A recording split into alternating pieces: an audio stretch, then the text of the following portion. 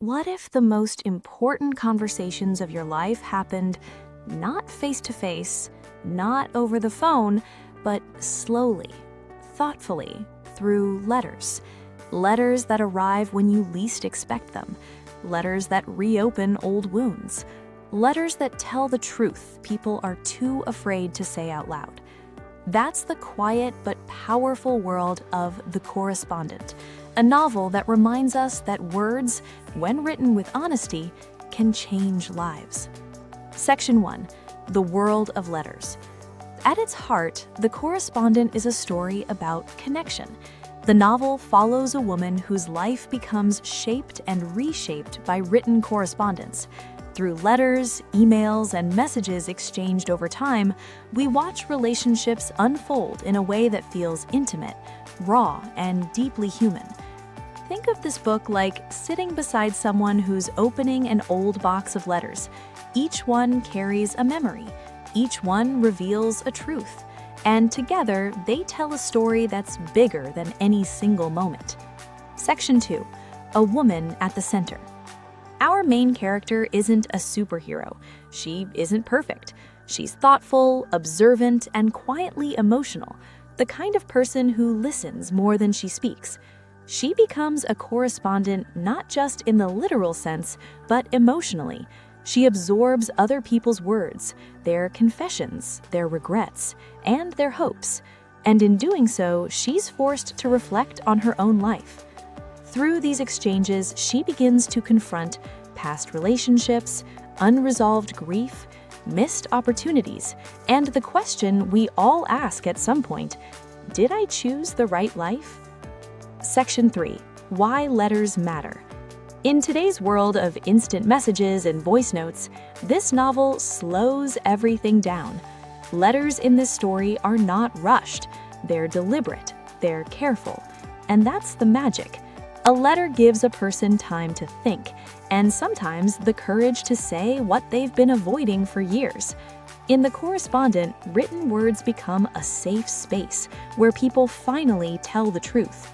It's like the difference between blurting something out and sitting with it long enough to understand what you really mean.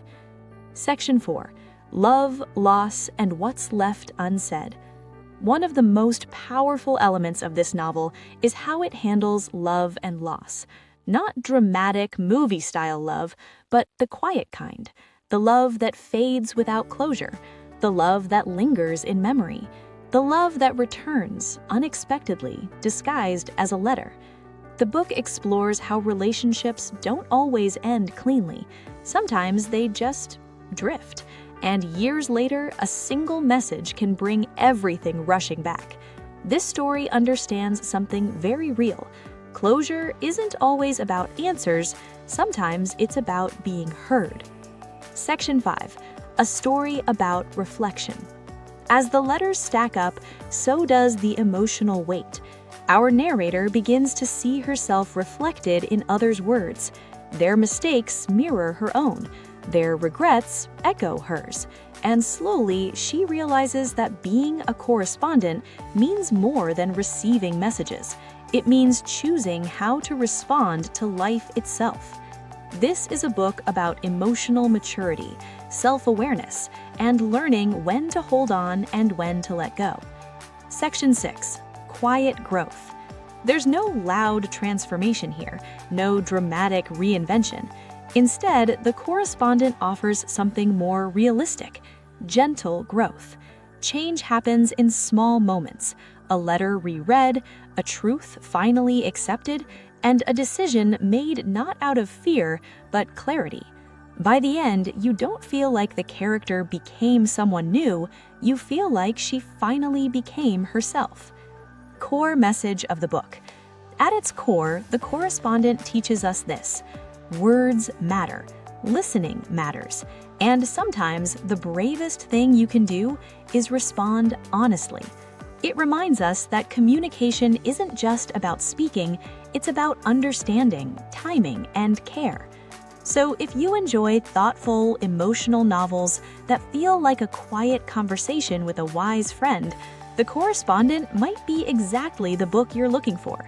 And if this summary sparked your curiosity, you can find the full novel on Amazon for those who want to experience every letter, every pause, and every unspoken emotion for themselves. If you enjoyed this audiobook summary, don't forget to subscribe to the channel. We bring you a new book summary every day, so you don't waste your money before knowing what a book is really about. Stay close. The next interesting story is already on its way.